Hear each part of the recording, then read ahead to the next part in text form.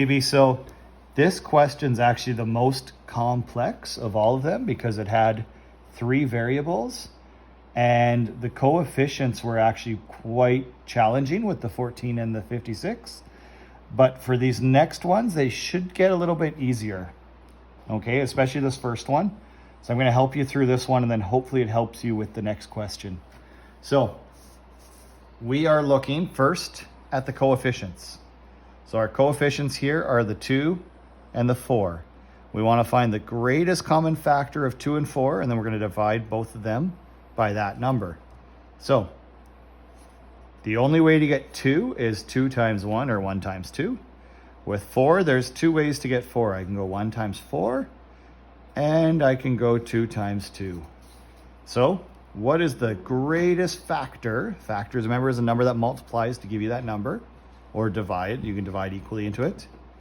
But which number is the greatest that they both have? Well, they both have a 1. They both have a 2. But they don't both have a 4. So in this case, the greatest common factor, is a 2. Yeah. So the first thing I'm going to do, is I'm going to divide them both by 2. Okay. So now I'm going to look at the x's. So with x to the power of 3, that's just I'm getting it. x times x times x. X to the X power times 2 X. is just x times X. x. Woo! So now So easy. there's 2 x's. Do I have a third x? Nope. So then the greatest common factor of x cubed and x squared is x squared. Okay. Hopefully she watches this video first. It might make more sense. I don't Yes, know. yes. This one is complex. Yeah, the other one is complex. So I'm going to divide them both by x squared, because I found out that x Yeah, that's squared was the easy. biggest common factor. Yes. Okay, so now I'm literally going to go 2 divided by 2. 1. 1. I'm not going to write the 1. Okay. Anything 1, don't write it. We don't write it. Okay. Actually, what we do here is we just cross them out. Okay. Okay, so now I've got x to the power of 3 Divide by. divided by x to the power of 2. So x to the power of 3 divided by x to the power of 2 really just becomes x to the power of 3 minus 2. Sorry, I'm writing the answer there, which is x to the power of 1. 1. Now in my last video, Yeah. I said mathematicians are really lazy. So they just don't put 1. We don't put the 1. Just put x. Right?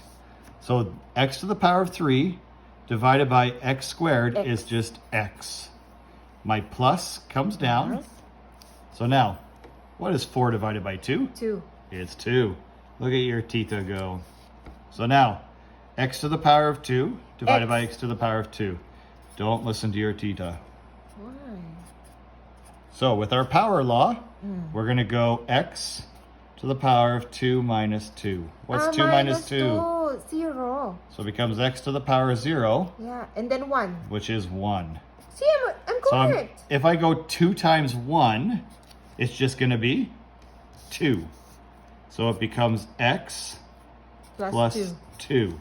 Okay. Okay, so now that is my remaining factor. That's what's left over. So I write x plus 2. Remaining factor. To find my greatest common monomial factor, God, I go back. I know. Well, how polynomial, trinomial, anyway. So I come back up to what I divided them both by. That's the other factor of this polynomial. So remember, we are trying to factor this polynomial, and to factor it, we divided it by the greatest common factor, which we discovered was 2x squared. Yes. So we divided both by 2x squared. So 2x squared is our greatest common factor. So that's going to go here.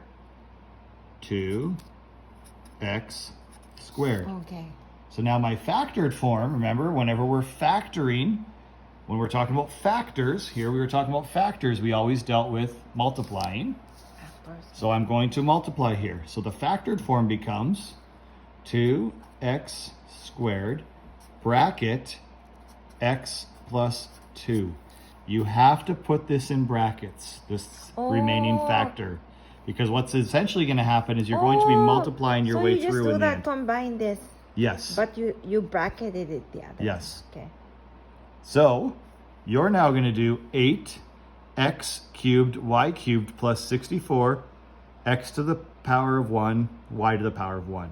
So remember, the first thing you're going to do is you're going to find the greatest common factor of those two coefficients, right? And then you're going to start working your way through as you divide that out. Okay. You're also going to divide out the x cubed and the y cubed, well, based on whatever you find to be the greatest common factor between x to the power of 3 and x. And what is the greatest common factor of y to the power of 3 and y?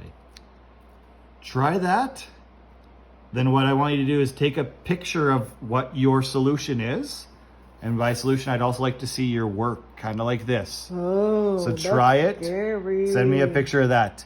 If you want to try this one's tricky because of the subtraction.